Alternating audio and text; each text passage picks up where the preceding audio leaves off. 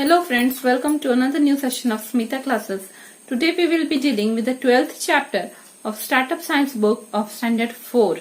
The name of the chapter is Force, Work and Energy. We will start reading the chapter. Force. In the previous class we have discussed about force. Force is a push or a pull. You apply force while pulling the drawer of your table. Similarly, you apply force while pushing it. In both the situations, you apply force on the object and do some work. Force causes things to move, stop or change their direction, size or shape. For example, while playing badminton, you change the direction of the shuttlecock with the racket. In the game of football, a striker kicks the ball to move it and a goalkeeper stops the ball. You change the size and shape of a rubber band by stretching it. हम लोग इससे पहले वाले class 3 में भी हम लोगों ने फोर्स के बारे में पढ़ा है. फोर्स क्या होता है? वो एक पुश है या पुल है, या तो धक्का देना या खींचना. जब मान लीजिए आपके टेबल में एक ड्रॉवर है, उसको खोलने के लिए आप क्या करते हैं? उसको पुल करते हैं. पुल करेंगे तो ड्रॉवर खुल जाएगा, और जैसे ही आप उसको पुश करेंगे, धक्का देंगे, ड्रॉवर बंद हो जाएगा. तो दोनों ही सिचुएशन में हम लोग उस ऑब्जेक्ट, मतलब ड्रॉवर एक ऑब्जेक्ट है, उस पर हम फोर्स अप्लाई कर रहे हैं कुछ काम करने के लिए, कुछ वर्क करने के लिए. फोर्स से क्या होता है?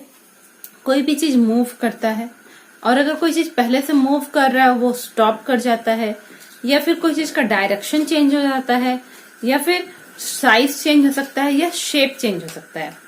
एग्जाम्पल है, बैडमिंटन हम लोग खेल रहे हैं और उधर से क्या आ रहा है? शटल आ रहा है, उधर से हमारे डायरेक्शन की तरफ आ रहा है. इधर से हम लोग हमारे रैकेट से उसके ऊपर प्रेशर अप्लाई करेंगे, फोर्स अप्लाई करेंगे, तो क्या होगा?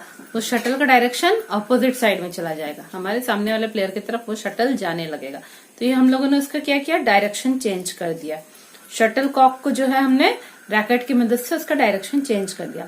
इसी तरह फुटबॉल में बॉल एक जगह स्टॉप्ड है, उसको स्ट्राइकर अपने किक देता है, अपने फुट से उस पर किक मारता है, तो बॉल मूव करने लगता है. मूव करते करते वो सामने वाले गोल में जाने का कोशिश करता है, और सामने जो गोलकीपर है वो उस मूविंग बॉल को स्टॉप करने का कोशिश करता है. तो यहाँ एक फोर्स हो रहा है जो उसको मूव कराने की कोशिश कर रहा है, और दूसरा फोर्स अप्लाई किया जा रहा है उसको स्टॉप करने के लिए. ठीक है, तो हम लोगों ने देख लिया कि मूव कराने के लिए होता है, स्टॉप करने के लिए होता है, डायरेक्शन चेंज करने के लिए होता है. अब साइज या शेप भी चेंज करने के लिए होता है. एक छोटा रबर बैंड है, उसको हम पकड़ के स्ट्रेच करेंगे, खींचेंगे दोनों तरफ से, फोर्स अप्लाई करेंगे, तो क्या होगा? उसका साइज लंबा हो जाता है ना, और जैसे ही हम फोर्स अप्लाई करना छोड़ देंगे वो वापस अपने ओरिजिनल साइज में आ जाता है. रबर बैंड का शेप और साइज दोनों चेंज हो जाता है. Types of forces. In nature, there are different forms of forces. They are as follows. Gravity. The force by which the earth pulls objects towards itself is called gravity. If you throw anything in the upward direction, it will always come down because of the effect of gravity. It is acting all the time on all objects. Friction. The force which slows down or stops a moving body is called friction. It is because of friction that we are able to walk on the road without slipping or falling. अब nature में अलग अलग तरह का force है. हम लोग, आप लोग को अभी के क्लास में क्या क्या पढ़ना है? ग्रेविटी, फ्रिक्शन और मस्कुलर फोर्स पढ़ना है. ग्रेविटी क्या होता है? हमारे अर्थ के पास भी, हमारी पृथ्वी के पास भी एक फोर्स है जिससे वह कोई भी ऑब्जेक्ट को अपनी तरफ खींचने का कोशिश करता है. वो फोर्स हमारे अर्थ का, जिससे कि वो कोई ऑब्जेक्ट को अपनी तरफ पुल करता है, उस फोर्स को कहते हैं ग्रेविटी. जैसे कि आपने एक बॉल को ऊपर के डायरेक्शन में फेंका है, तो बॉल क्या होता है? ऊपर चला जाता है कहीं बाहर? नहीं, वो वापस ग्राउंड की तरफ आता है. क्यों? क्योंकि ग्रेविटी काम कर रहा है, अर्थ का फोर्स एक्ट कर रहा है जो कि उसको नीचे लाने की कोशिश कर रहा है. तो ये ग्रेविटी हर समय काम करता रहता है, सारे ऑब्जेक्ट्स पे काम करता है, लिविंग थिंग्स पे भी काम करता है. इसीलिए हम लोग भी जमीन पे खड़े हैं. क्यों? क्योंकि ग्रेविटी हम लोग को खींच रहा है अपनी तरफ. अब है फ्रिक्शन. कोई बॉडी मूव कर रहा है, स्पीड से मूव कर रहा है, तो उसकी स्पीड को कम करने के लिए या फिर उसको स्टॉप करने के लिए जो फोर्स अप्लाई होता है वह कहलाता है फ्रिक्शन. मूविंग बॉडी को स्टॉप करने के लिए या स्लो करने के लिए. इस फ्रिक्शन के कारण ही हम लोग रोड पे चल पाते हैं बिना स्लिप किए या बिना गिरे. ठीक है, अगर फ्रिक्शन नहीं होगा तो हम लोग रोड पे स्लिप करके गिर जाएंगे. ये फ्रिक्शन के कारण ही जो है हम लोग आगे बढ़ पाते हैं.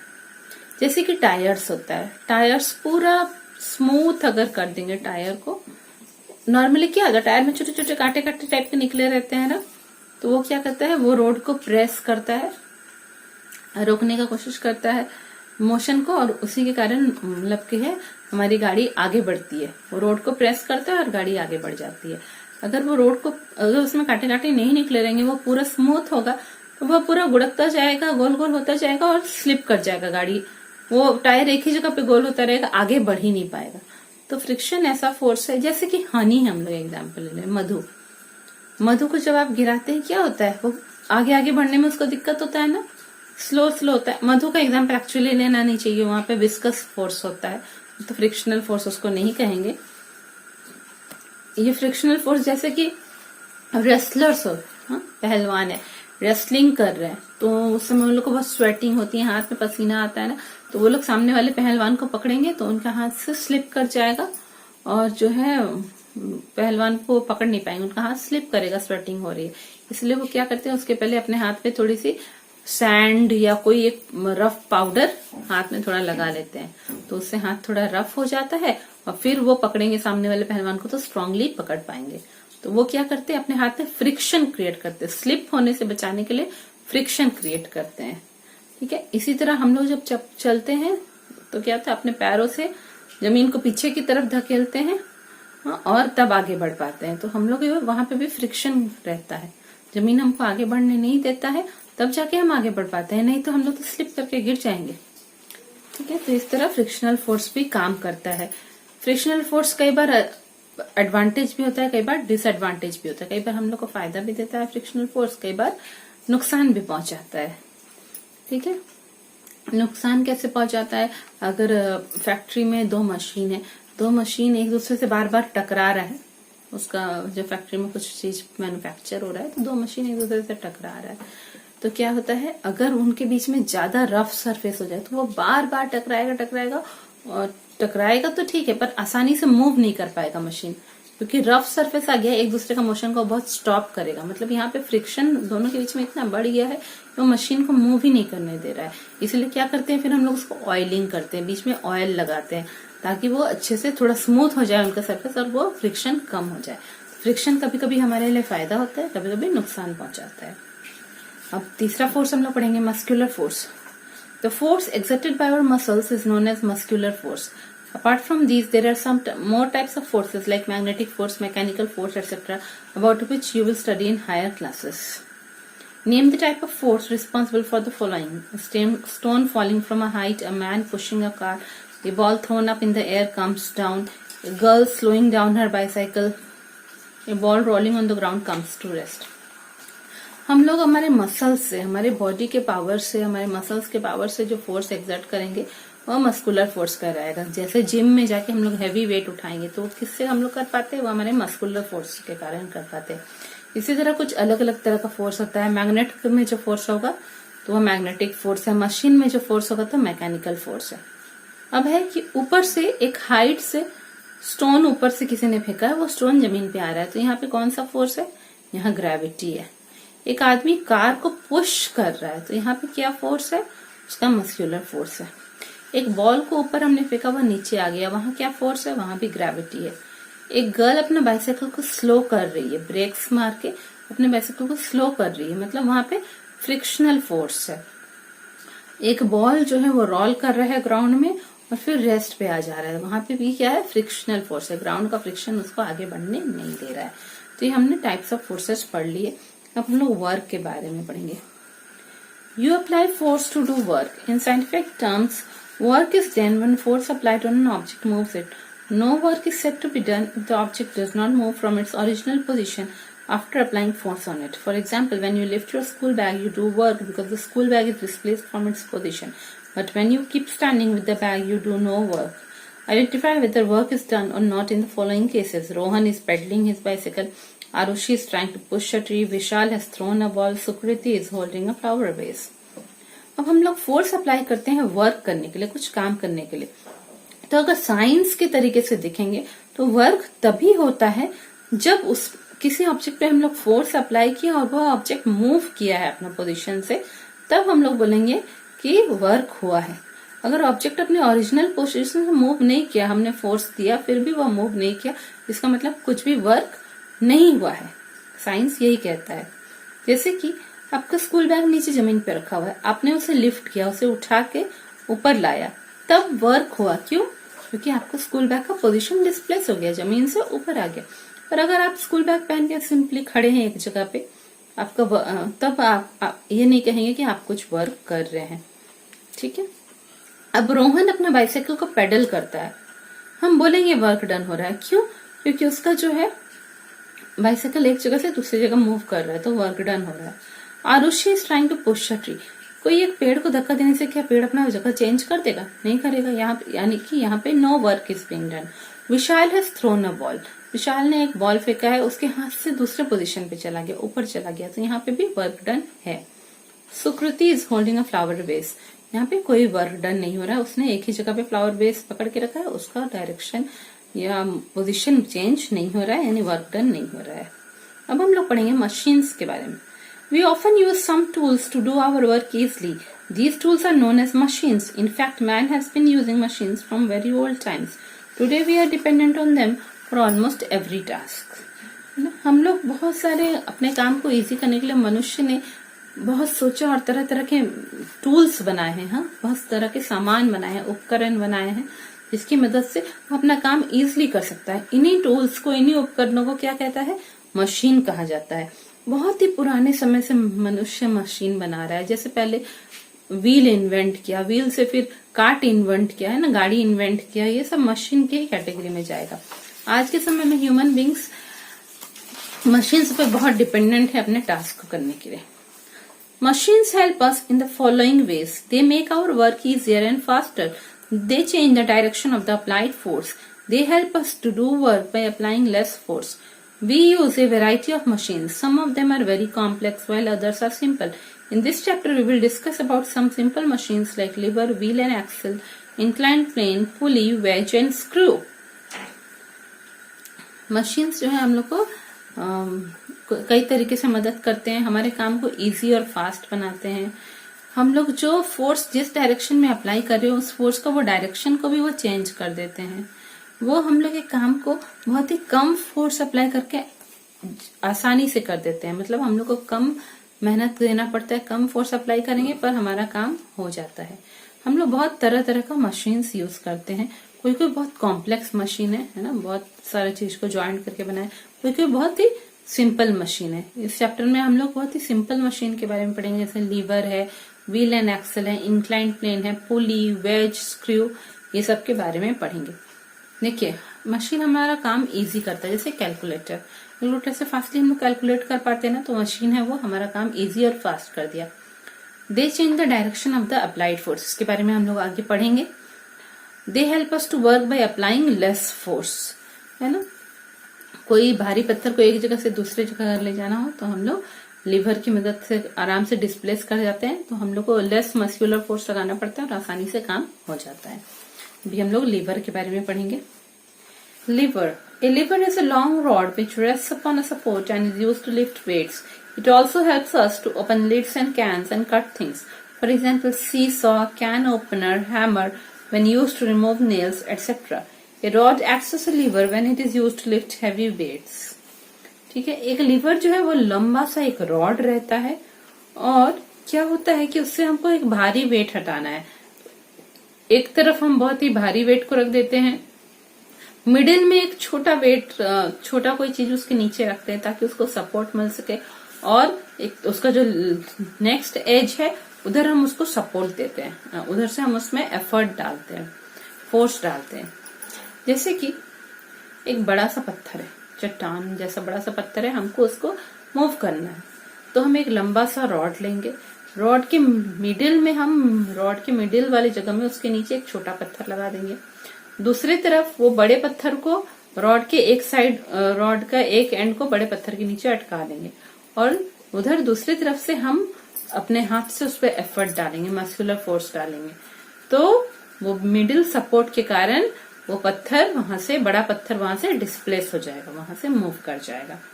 ठीक है, जैसे कि पार्क जब हम लोग जाते तो सीसॉ होता है ना, दो तरफ बच्चे बैठ जाते हैं, बीच में सीसॉ में कुछ एक जॉइंट रहता है, एक बच्चा नीचे की तरफ होता है तो दूसरा बच्चा ऊपर उठता है, दूसरा बच्चा नीचे आता है तो उधर वाला बच्चा ऊपर उठ जाता है, सीसॉ में होता है ना।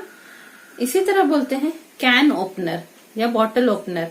वो क्या होता है, हम लोग उसको बॉटल के साइड में उसको अटकाते हैं और बॉटल के ढक्कन के ऊपर नीचे लगाते हैं तो वह खुल जाता है ना, उसको थोड़ा सपोर्ट देते हैं, वो खुल जाता है बॉटल का ढक्कन। उसी तरह हैमर कब, हथौड़ा कब लीवर के जैसा काम करेगा, जब हम लोग दीवार पे लगे हुए कांटे, कील जो होते हैं, नेल्स होते हैं, उनको निकालने में उसको यूज करेंगे, तब वह लीवर के जैसा काम करेगा। Wheel and axle. In the wheel and axle arrangement, there is a big wheel and a rod known as axle which passes through the center of the wheel. The wheel and axle helps us to move or lift objects. For example, a screwdriver, wheels in a vehicle, etc. Wheel and axle arrangement होता है, ठीक है। एक बड़ा wheel है, एक बड़ा चक्का है और एक रॉड है, ठीक है। रॉड कहाँ होता है, वो व्हील के मिडिल में, उसके सेंटर से पास होता है। बड़ा सा एक चक्का है, उसके सेंटर से एक रॉड पास हो रहा है। जैसे कार के नीचे दो चक्के हैं दोनों साइड में, तो उन दोनों के बीच से एक रॉड ज्वाइन हो रहा है ना, जो दोनों रॉड दोनों तरफ से,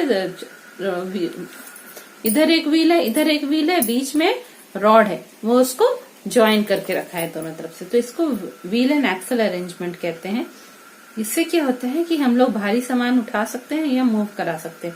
जैसे कि स्क्रू ड्राइवर होता है, स्क्रू ड्राइवर से हम लोग नट्स वगैरह और स्क्रूज को खोलते हैं, टाइट भी करते हैं ना। इसी तरह गाड़ियों के व्हीकल्स जो होते हैं, व्हील्स होते हैं, कार वगैरह के व्हील्स होते हैं, वो भी व्हील एंड एक्सल अरेंजमेंट है। Inclined plane, it is easier to raise a heavy load by pulling it up along a sloping surface rather than lifting it vertically. This sloping surface, which connects a lower level to a higher level, is known as the inclined plane. For example, slide, slope, accelerator etcetera. जब हम लोग park में जाते हैं तो ऊपर चढ़ते हैं और क्या करते हैं, स्लिप करते हैं, स्लाइड पे स्लिप करते हैं ऊपर से नीचे। तो मान लीजिए नीचे से ऊपर हमको कुछ भारी सामान ले जाना है, तो अगर हम लोग सीधा सीधा उस पूरे भारी सामान में रस्सी बना के ऊपर से खींचेंगे तो बहुत मुश्किल होगी। वही हम लोग उसको इंक्लाइन प्लेन में उसको एक तरफ से बांध लेंगे और इंक्लाइन प्लेन के ऊपर से खींच के ऊपर लेके जाएंगे, तो स्लाइड के ऊपर से खींच के ऊपर लेके जाएंगे तो हम लोग को आसानी होगी, ठीक है। तो वो इंक्लाइन प्लेन में क्या होता है, एक उसका स्लोप जो होता है, स्लोप एक ऊंचाई पे रहता है और एक नीचे रहता है।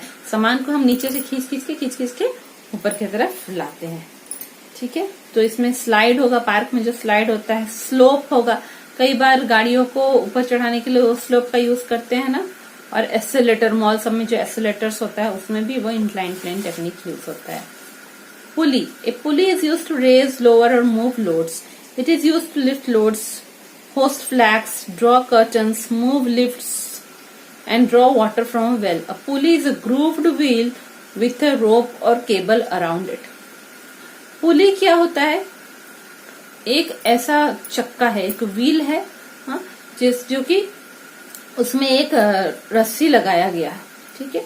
एक व्हील है, उसमें चारों गोल सा एक रस्सी, गोल सा एक व्हील है, वो ऊपर एक हैंगर जैसा उसमें वो टंगा हुआ है और उसपे रस्सी को लपेटा गया है और उसमें जो है थोड़े थोड़े कांटे कांटे जैसे निकले हुए हैं, तो उसमें रस्सी को लपेटा गया है।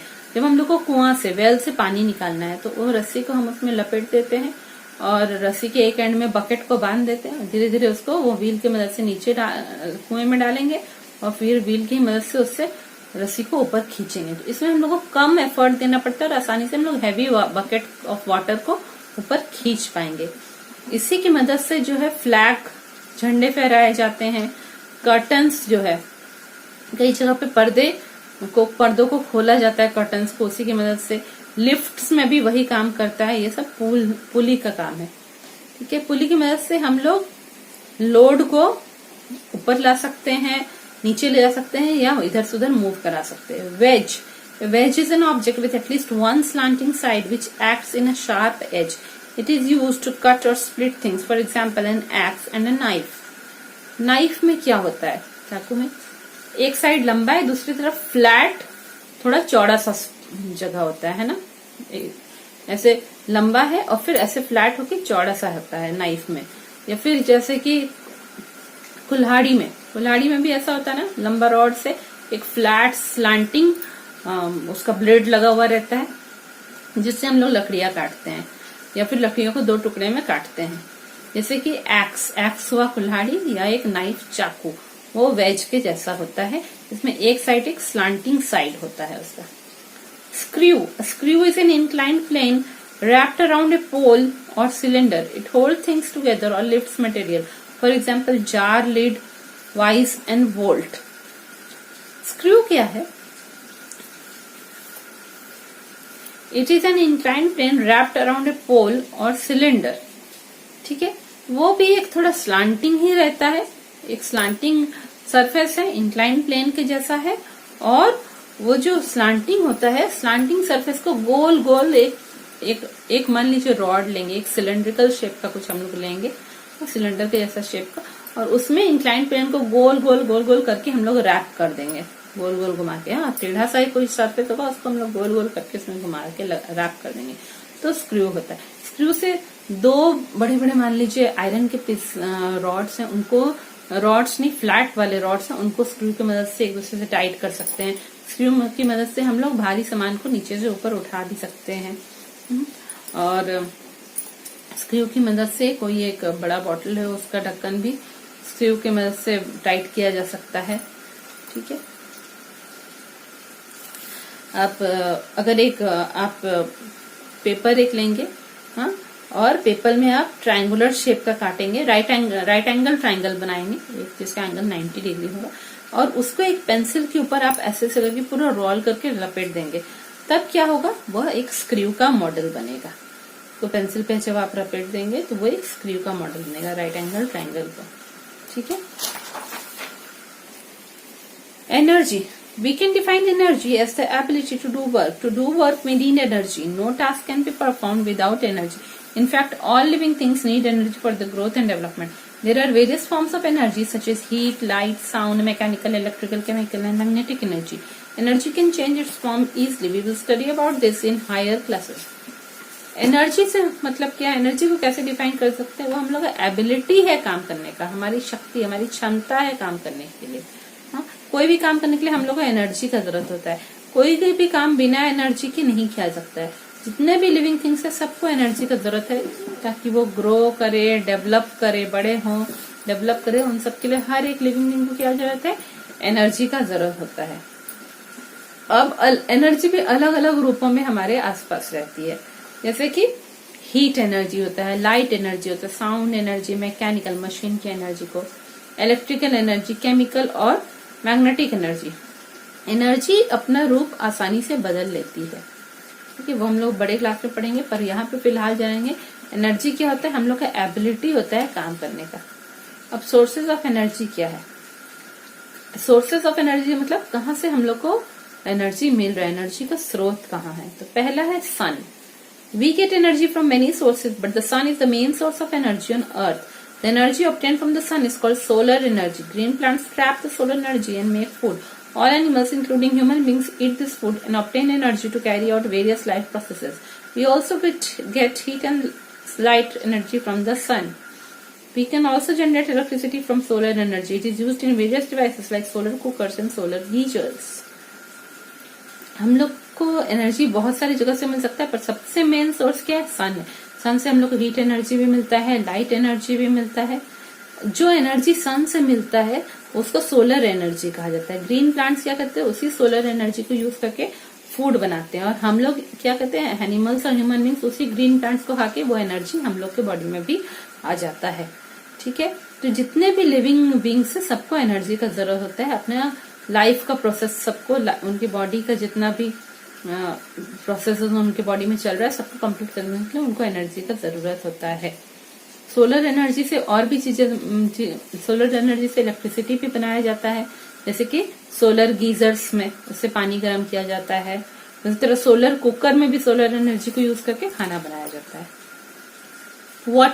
Water falling from a height possesses huge amount of energy. This energy can be used to turn machines called turbines and generate electricity. The energy possessed by wind is used to turn windmills. These then move turbines and generate electricity. क्या है, पानी एक जगह पे जमा होगा, बहुत ऊंची हाइट से जब पानी गिरता है तो उसमें भी बहुत एनर्जी रहता है, ह्यूज अमाउंट रहता है। उससे क्या करते हैं, एक तरह का मशीन है, टरबाइन एक मशीन है, वो पानी को टरबाइन के ऊपर गिराते हैं तो टरबाइन घूमता है, और टरबाइन घूमेगा तो इलेक्ट्रिसिटी जनरेट होता है। इसी तरह हवा जो है वो भी तेज चलेगी, विंड तेज चलेगी तो उससे भी जो है विंड से विंडमिल बनाया जाता है। ठीक है, विंडमिल में क्या होता है, विंडमिल में नीचे मोटर बना लगा हुआ है और विंड की एनर्जी से जो है, हवा की एनर्जी से विंडमिल के पंखे गोल गोल घूमते हैं और नीचे टरबाइन है, टरबाइन भी घूमता है उसकी मदद से और इलेक्ट्रिसिटी जनरेट होता है। तो इस तरह वाटर, विंड, सन सब एनर्जी के सोर्सेज है। और एक एनर्जी का सोर्स क्या है, वह है atom. We all know that everything is composed of matter which is made of molecules. The smallest particles of which molecules are composed are called atoms. Enormous amount of energy is released upon joining or breaking of these atoms. This energy is called atomic energy. It can be used to generate electricity. ठीक है, हम लोग जानते हैं हर चीज matter का बना हुआ है ना। मैटर क्या होता है, कोई भी चीज, कोई भी ऐसा चीज जो कि जगह घेरे, ऑक्यूपाई करे स्पेस और जिसका अपना मास हो, वेट हो, उसको मैटर कहते हैं। और मैटर किस चीज से बना है, मॉलिक्यूल्स। और मॉलिक्यूल्स किससे बना है, एटम से। ठीक है, बहुत सारे एटम्स एक जगह इकट्ठा हुए तो क्या बनाए, दो या दो से ज्यादा एटम इकट्ठा हुए तो मॉलिक्यूल बनाए। ठीक है, और मॉलिक्यूल इकट्ठा हुए एक जगह पे तो क्या बनाया, मैटर बनाया। तो जब इन एटम को हम, दो एटम को या तो जोड़ेंगे या एक एटम को हम तोड़ेंगे और छोटे छोटे टुकड़ों में, तब बहुत एनर्जी रिलीज होता है, या तो ज्वाइनिंग या ब्रेकिंग ऑफ एटम में। और उसी एनर्जी को हम लोग एटॉमिक एनर्जी कहते हैं। और उस एटॉमिक एनर्जी से भी इलेक्ट्रिसिटी बनाया जाता है। ठीक है, तो हम लोगों ने देखा कि इस तरह बहुत सारे तरह तरह के एनर्जी होते हैं। यहाँ पे एक क्विक रिव्यू दिया है। लीवर एक सिंपल मशीन है, वो एक लॉन्ग रॉड होता है जो कि एक सपोर्ट पे रहता है। ठीक है, वो हैवी लोड को इधर उधर लिफ्ट करने में, उठाने में या मूव करने में मदद करता है। लीवर का एग्जाम्पल क्या है, सी सॉ है, शोवेल है। शोवेल मतलब जिससे हम लोग बर्फ को उठा के इधर उधर करते हैं ना, या मिट्टी को उठा के, शॉवल है। नट क्रैकर, ये जो नट्स होते हैं, जैसे सुपारी होती है ना, उसको तोड़ने के लिए नट क्रैकर का यूज करते हैं। और कैन ओपनर, ये सब लीवर का एग्जाम्पल है। व्हील एंड एक्सल, व्हील और एक्सल क्या है, एक व्हील है जिससे एक रॉड उसके सेंटर से जुड़ा हुआ है, एक्सल जो कि कहते हैं। वो भी लोड को इधर उधर लिफ्ट करने में या हैवी लोड को ऊपर लिफ्ट करने में या मूव करने में मदद होता है। इसका एग्जाम्पल क्या है, स्क्रू ड्राइवर है। गाड़ी का जो स्टेयरिंग व्हील होता है जिससे हम गाड़ी चलाते हैं, स्टेयरिंग व्हील। पेंसिल और शार्पनर जो है वो भी व्हील एंड एक्सल का ही एग्जाम्पल है। इंक्लाइंड प्लेन, इंक्लाइंड प्लेन क्या है, एक स्लोपिंग सरफेस होता है स्लाइड के जैसा, जो कि नीचे लेवल को ऊपर के लेवल से कनेक्ट करता है। इससे हम लोग सामान को या तो ऊपर ले जाने या नीचे लाने में हमको आसानी होती है। एग्जाम्पल क्या है, पार्क में जो स्लाइड होता है, या फिर स्लोपिंग कोई चीज होगा, स्लोप, एस्केलेटर या रैंप होता है। रेलवे स्टेशन पे रैंप बने रहते हैं ना, ताकि सीढ़ियां नहीं चढ़नी पड़े, उसी के थ्रू हम लोग सामान ऊपर नीचे ले जाए। पुली, ए ग्रूव्ड व्हील विथ अ रोप और केबल अराउंड इट, है ना। एक चक्का होता है, उसके में कांटे कांटे जैसे निकले रहते हैं और उसमें एक रस्सी बांधी रहती है। तो इंक्लाइन प्लेन का एग्जाम्पल है स्लाइड, स्लोप, एस्केलेटर और रैंप है उसका एग्जाम्पल।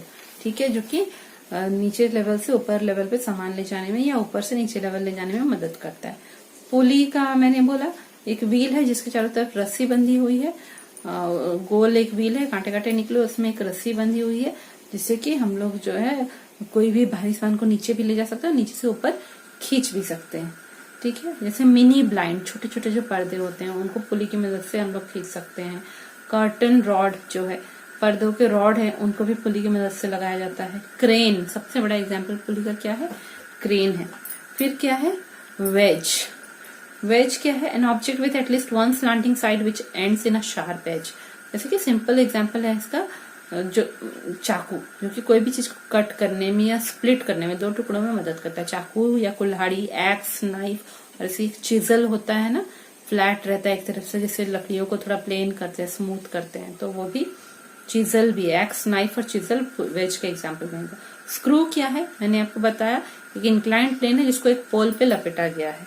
ठीक है, तो वो दो चीजों को एक साथ पकड़ने के लिए या भारी सामान को उठाने के लिए स्क्रू का यूज होता है। एग्जाम्पल क्या है, जार का लिड, कोई बॉटल का ढक्कन जो है वो स्क्रू के बेसिस पे काम करता है। इस तरह वाइस होता है, एक इंस्ट्रूमेंट है जिसमें लकड़ी को फंसा के उसके ऊपर हम लोग काम कर सकते हैं। वाइस में भी स्क्रू होता है। बोल्ट्स जो होते हैं हम लोग जो भी टाइट करते हैं, नट बोल्ट्स, वो सब में भी स्क्रू का यूज करते हैं। ठीक है, तो ये चैप्टर आपका कंप्लीट हो गया है। ये आपका 12th chapter force, work and energy complete हो गया है स्टैंडर्ड 4 स्टार्टअप साइंस बुक का। अगर आप लोग को ये वीडियो पसंद आता है तो इसको सब्सक्राइब करें, मेरे चैनल को सब्सक्राइब करें, अपने फ्रेंड्स को भी बोले सब्सक्राइब करने के लिए, बेल बटन प्रेस करना नहीं भूले और शेयर भी करें मेरे वीडियो को। Thank you.